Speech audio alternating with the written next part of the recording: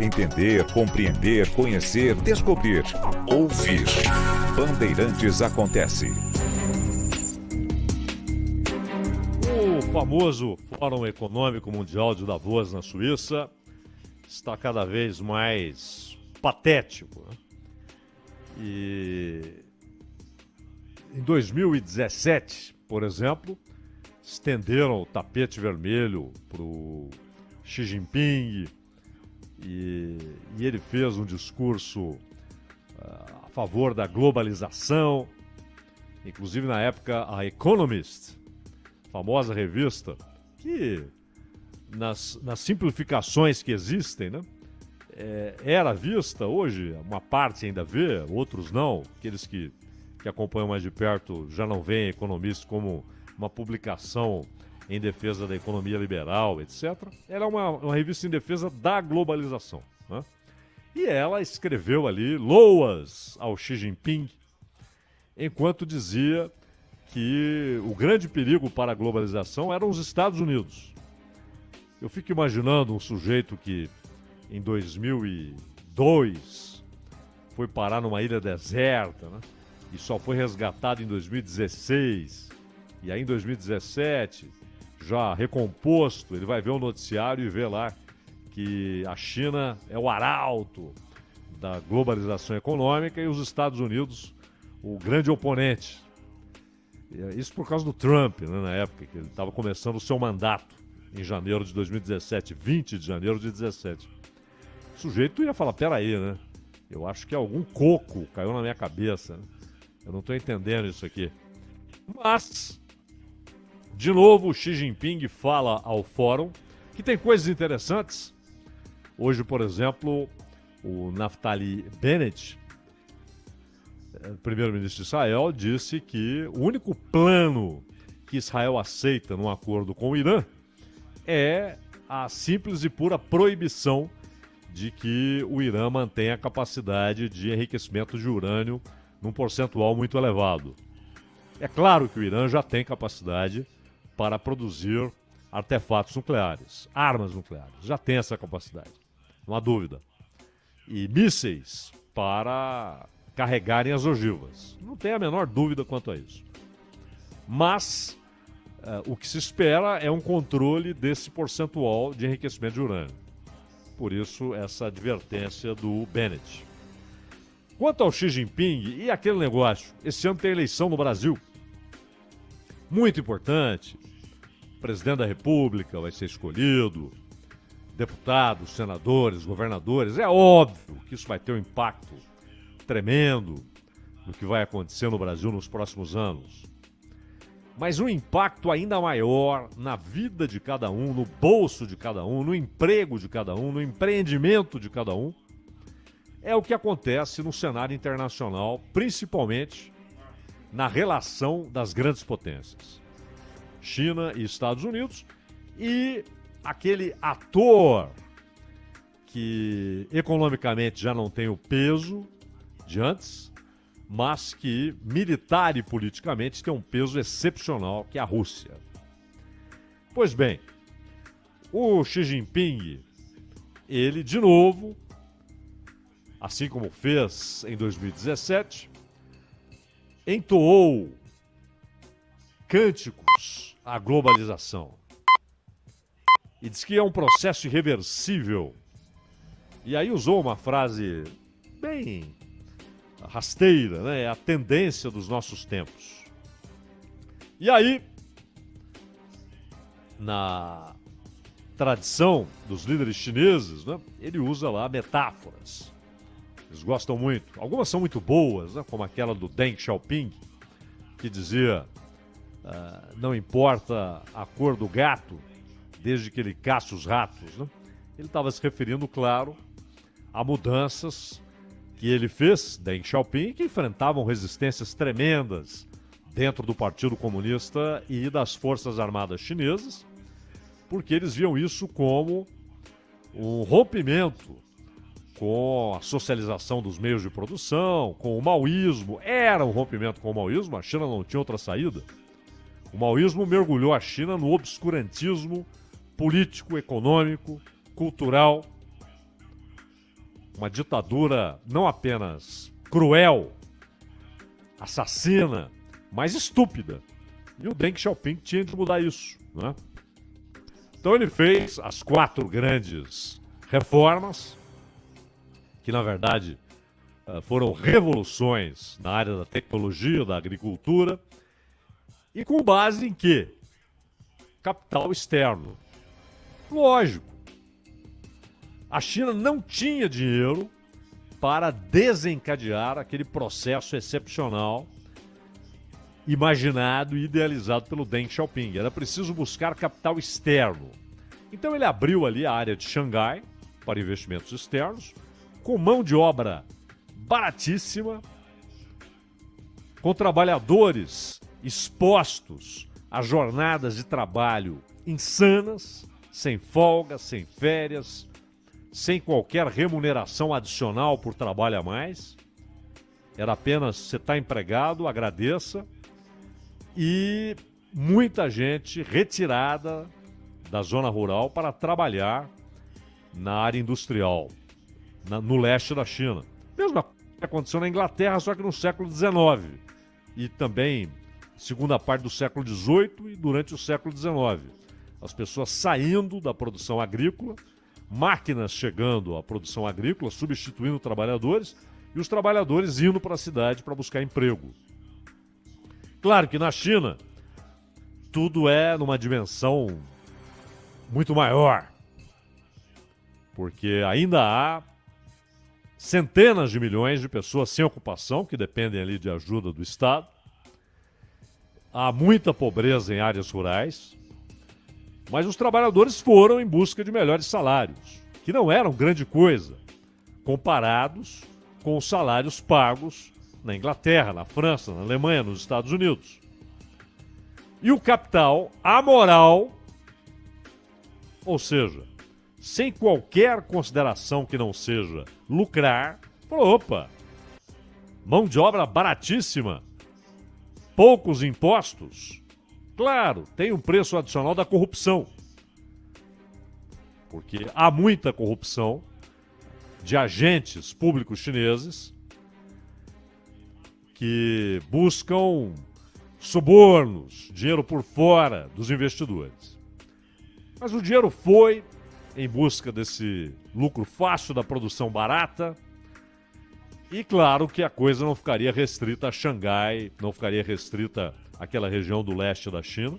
E rapidamente expandiu-se em direção a outras cidades, a outras regiões. Houve um enriquecimento tremendo da China, em termos de produção, mas ainda um subdesenvolvimento social. E hoje não dá nem para comparar com o que acontecia nos anos 80 e 90, os salários melhoraram muito, mas ainda há condições que jamais seriam acolhidas, por exemplo, por sindicatos alemães, sindicatos dos Estados Unidos, do Canadá, da França. São condições de trabalho terríveis, mas muito melhores do que as dos anos 90, 80. E hoje os chineses viajam.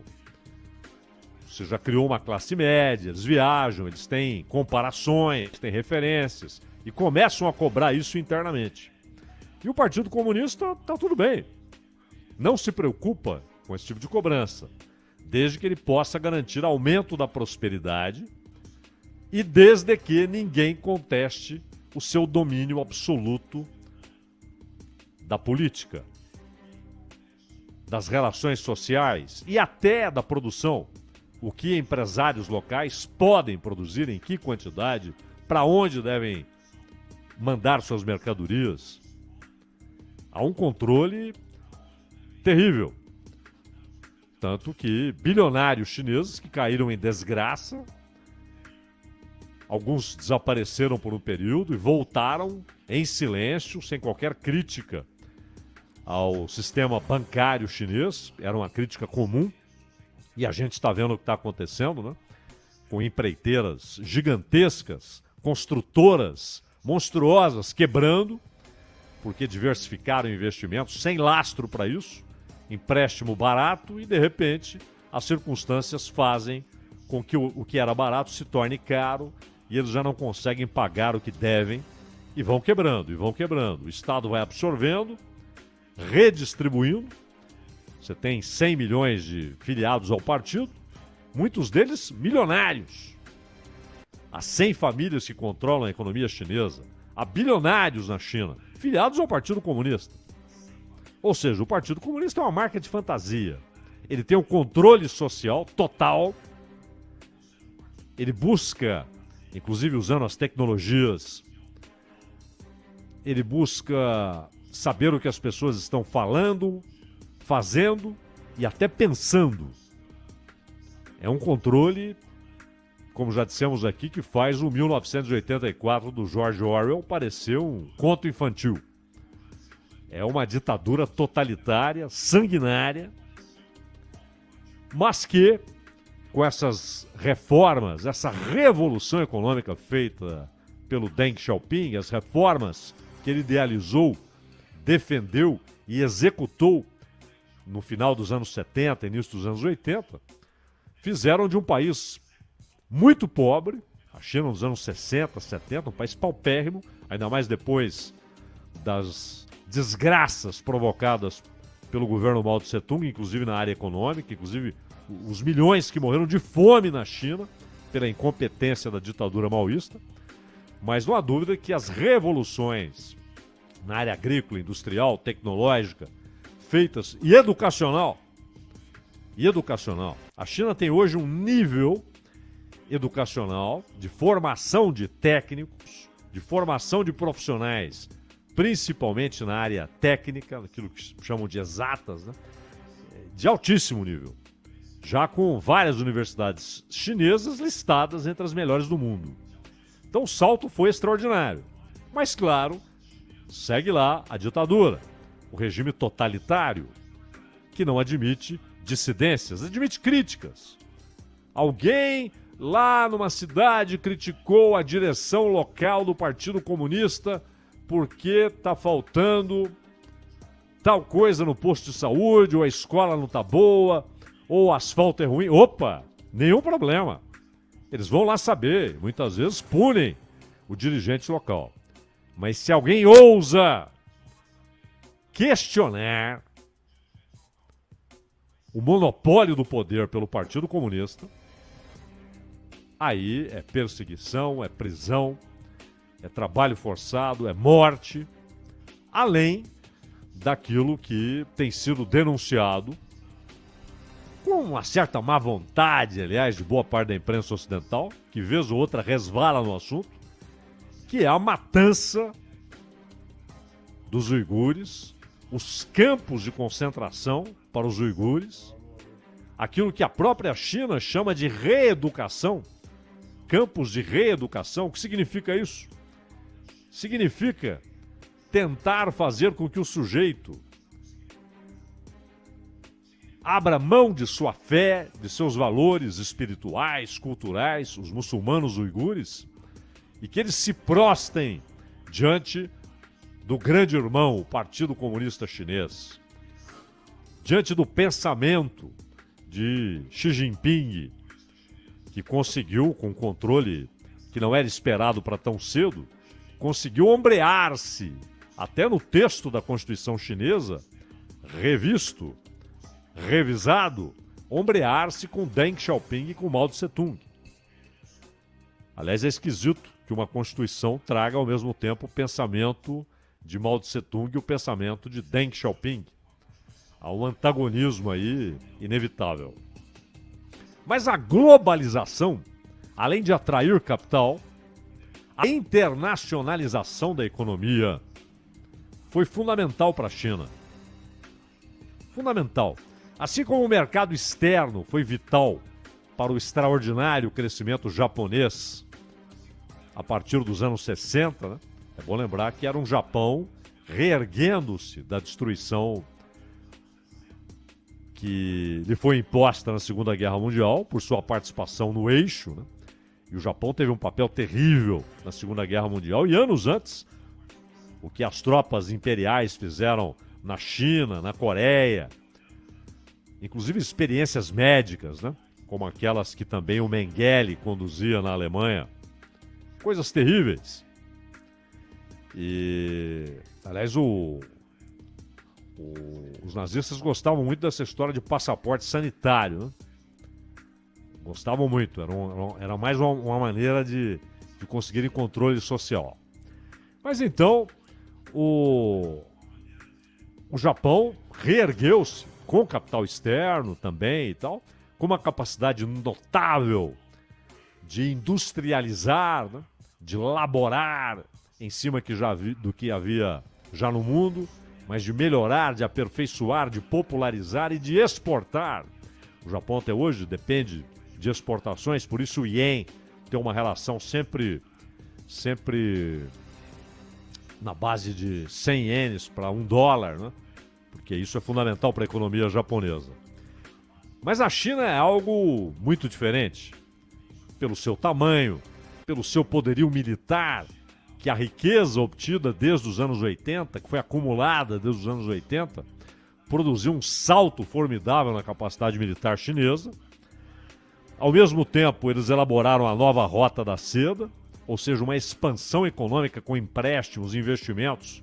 Hoje, dezenas de países africanos dependem diretamente do investimento chinês. E isso produz também independência política. América Central, eles estão construindo um canal para rivalizar com o canal do Panamá. Mas não é só o Daniel Ortega, que aliás no começo do ano veio com aquele papo de não reconhecemos mais Taiwan, há só uma China. Então é óbvio, ele é um devedor dos investimentos chineses, né? Além de ser um ditadorzinho de quinta categoria, é também hoje alguém que está lá para dizer para a China, pois não, pois não, pois não. Então, a China expande-se na América do Sul, há fortíssimos investimentos chineses na América do Sul. E, claro, o Brasil, particularmente, é algo tratado à parte. É que os BRICS, eles funcionam muito mal, não é? Até porque 2 dos integrantes, China e Índia, vivem trocando tiros na pequena fronteira, né? E há muita desconfiança mútua. Então, os BRICS não funcionam como a China quer que funcione. Ou seja, um bloco onde claramente ela terá o controle porque tem o dinheiro. Só não terá controle político sobre a Rússia, porque a Rússia é uma grande aliada, inclusive militar, o que aliás é um fenômeno recente, né? Quando os dois se declaravam socialistas, União Soviética e China, tinham diferenças terríveis. Desde a morte do Stalin, em 69, trocaram tiros na fronteira, etc. A China se expande, a China tem uma visão imperialista. O adjetivo que é associado diretamente aos Estados Unidos, como até antes da Segunda Guerra Mundial era associado à Grã-Bretanha, né? O império onde o sol nunca se põe. A China tem uma visão imperialista. E não é para exportar ideologia, é para exportar domínio político e econômico. Então é claro que Xi Jinping, sempre que pode, elogia a globalização e fala da globalização como sendo algo fundamental, não é? Como sendo algo essencial até para que a China mantenha a sua capacidade econômica extraordinária. Ela depende desse mercado, ela depende dessa expansão econômica. Não é só comércio, não é só vender e comprar, é expandir influência política. Agora, o Xi Jinping, por sua vez, reclama da maneira como os Estados Unidos reagem. E, na verdade, a reação do governo Biden, por exemplo, é muito na base do faz de conta, como foi com o Trump. Ameaças, isso e aquilo. Mas, na verdade, tanto o governo Trump quanto o governo Biden tem muito cuidado para não irritar a China. Só que há alguns assuntos a respeito dos quais os Estados Unidos não podem tergiversar, não podem fazer de conta que não são assuntos importantes. O Mar do Sul da China. O Xi Jinping fala que o mundo deve entender que estão todos num grande navio. Não são 190 embarcações, é um grande navio. Todos juntos, com o mesmo destino, com as mesmas preocupações. Isso é balela. Isso é balela. A história do mundo, ela foi construída com dominações. Países dominando países, povos dominando povos. Guerras de resistência, guerras de libertação. Inclusive no século XX. Não é algo da antiguidade ou da Idade Média ou da Idade Moderna. É algo contemporâneo. Os africanos lutaram e muito por sua independência em relação à França. Olha o que aconteceu na Argélia. Quando os civilizados franceses mantinham centros de tortura na Argélia. Mas ao fim houve a libertação. De Gaulle, contrariando muitos dos seus generais, sabia que era uma questão de tempo. O Reino Unido, ainda nos anos 60, havia países finalmente decretando, declarando, gritando sua independência em relação ao Império Britânico. Portugal, quantos países só foram de fato livres depois da Revolução dos Cravos em abril de 74? Angola, Moçambique. Então, a dominação, ela é uma constante. Ela é norma na história humana. A dominação de povos sobre povos, de países sobre países, de nações sobre nações. E a China sabe disso. Xi Jinping sabe disso. Então essa história de estamos todos numa grande embarcação é balela. Há um jogo de poder, há uma disputa por poder, poder geopolítico. E no caso da China, já não se trata, até pelo seu crescimento formidável, não se trata de domínio regional, ela quer domínio global. Na melhor das hipóteses, um domínio predominante. Na hipótese ainda bem aceitável, esferas de influência, Estados Unidos, China e, claro, a Rússia ao seu redor. Já não é, claro, a Rússia, a União Soviética, que dominava metade da Europa e tinha influência em regiões da África, da Ásia, da América Central. Mas a China se imagina assim, com controle econômico e político em nações africanas, em nações sul-americanas, centro-americanas, europeias e, claro, asiáticas. O Mar do Sul da China não é uma reivindicação que a China levou à ONU, levou a um tribunal internacional. Aliás, o Tribunal Internacional diz que a China está errada. E ela disse que o Tribunal Internacional não tem nada a ver com isso, que se dane o Tribunal Internacional. Isso é interferência em assunto interno. Sempre que uma posição da China é contestada por outro país ou por um organismo multilateral, a China diz que isso é interferência em assunto interno. Ou seja, a globalização interessa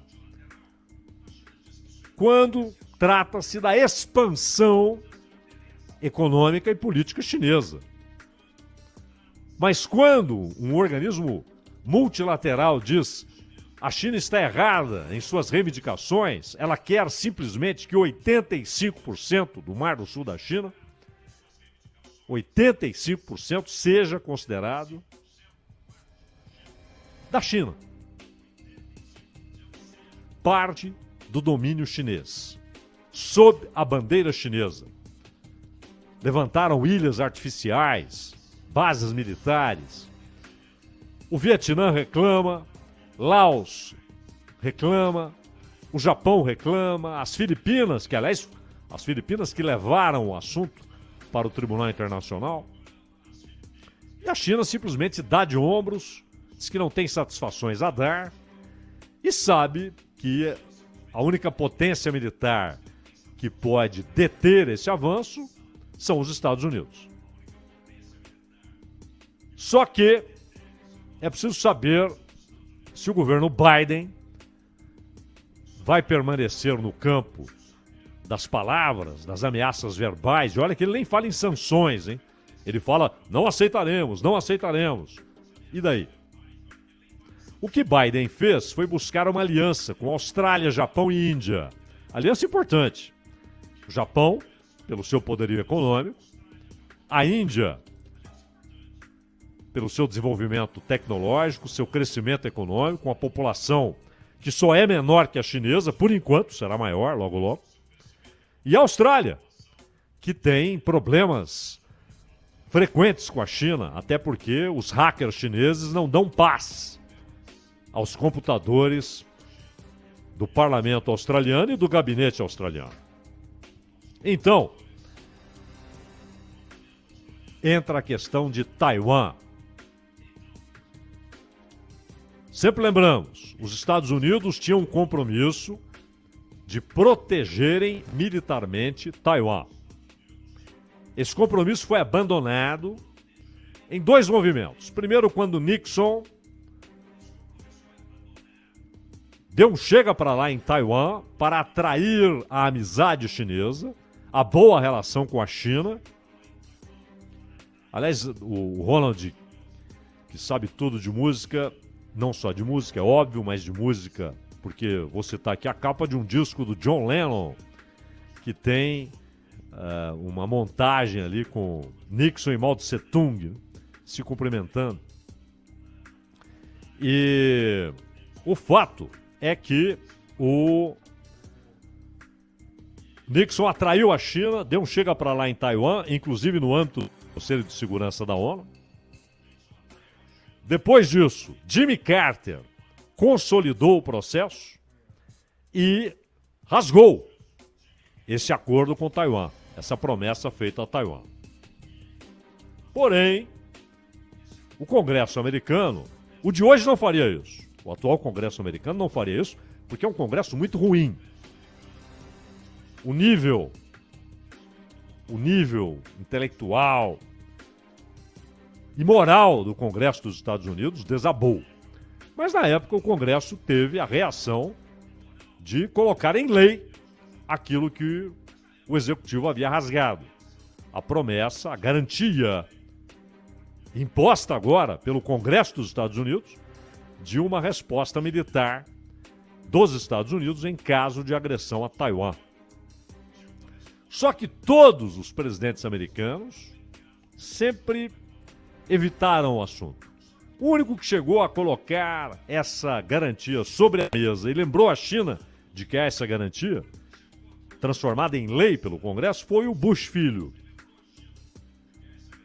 Só que agora a China é muito mais poderosa do que há 30 anos, do que há 20 anos, do que há 10 anos, militarmente.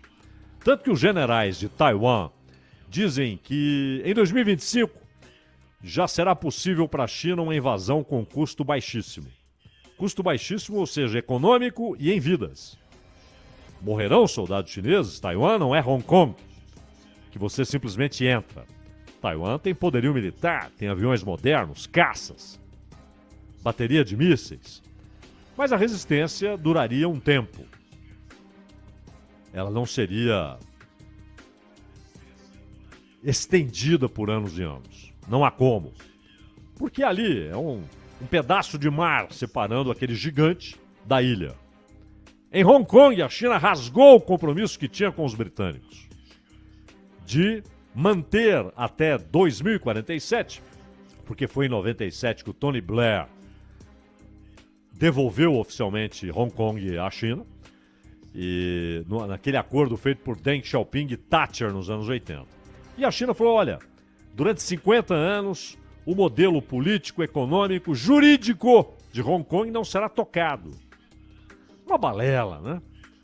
A China já está com todas as botas dentro de Hong Kong, censurando, fechando jornais, perseguindo políticos dissidentes.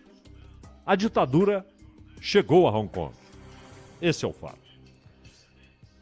E eles diziam, não, um país, dois sistemas, e dizem o mesmo para Taiwan. E é claro que Taiwan olha para Hong Kong e fala, imagina, ninguém mais acredita nessa mentira. Então a globalização é importantíssima para a China. Claro, na expansão comercial, até para garantir prosperidade interna e garantir um controle das pressões da população sobre o partido e sobre o governo. Porque são 1 bilhão e 400 milhões de pessoas. Você não controla essa gente só com tanques. É preciso algum grau de satisfação. E isso tem sido conseguido. Hoje há mais prosperidade na China. O nível médio de vida melhorou, embora haja muita gente ainda na pobreza, principalmente nas áreas rurais. Mas a ditadura também expandiu-se. Sua capacidade de controlar, vigiar, perseguir é muito maior. E segue prendendo. E segue fazendo, por exemplo, o que tem feito com os uigures, que o Biden chamou de genocídio e fez muito bem. Então, não há dúvida que a globalização interessa para a China, para sua expansão comercial, mas também expansão política, expansão de influência econômica, que é algo muito maior do que relação comercial. Influência econômica é muito mais do que relação comercial. Então, Deng Xiaoping iniciou uma revolução e, de certa forma, o Xi Jinping faz uma síntese. O controle político maoísta com a abertura econômica. Alguns teóricos chamam de capitalismo de Estado. Né? Mas o que há, de fato, o que é uma contradição em termos, né? Capitalismo controlado pelo Estado. Há um problema conceitual ali com a ideia do que é capitalismo, o livre empreendimento. De qualquer maneira, o controle é cada vez maior, a ditadura segue matando, prendendo, perseguindo, mas garantindo um nível maior de prosperidade interna. Mas isso não basta. A China sabe que precisa expandir-se política e economicamente. Por isso, Xi Jinping, sempre que pode, grita: viva a globalização! Ronald. Tema de abertura do Bandeirantes Acontece, o editorial do Cláudio Zaidan fica disponível para você no podcast Entendendo a Notícia, que já estará disponível. Fala, Zaidan. Não, teve um momento de tensão aqui, porque quase que a Juliana nos tira do ar. Viu? Ah, é? Ela começou a agir de maneira mais incisiva aí na sala? Ela se embrenhou entre os filhos ali. Por causa de um trovão. Você sabe como é que cachorro reage ao trovão, né? Com barulhos, de uma forma geral, os cachorros ficam acuados e querem um refúgio, né, quando tem barulho. É verdade. Né? Quase que ela tira a gente do ar aqui. Juliana... Eu dizer que era o Xi Jinping. Nesse caso, não, Zaidan. Nesse caso, era a Juliana. Era a Juliana, muito bem. Um beijo especial para a querida Juliana, que está ali no ambiente do Cláudio Zaidan, mas ainda bem não prejudicou a fala do Zaidan. 1 minuto e meio para as 4 horas, já voltamos. Rede Bandeirantes de Rádio. Bandeirantes Acontece.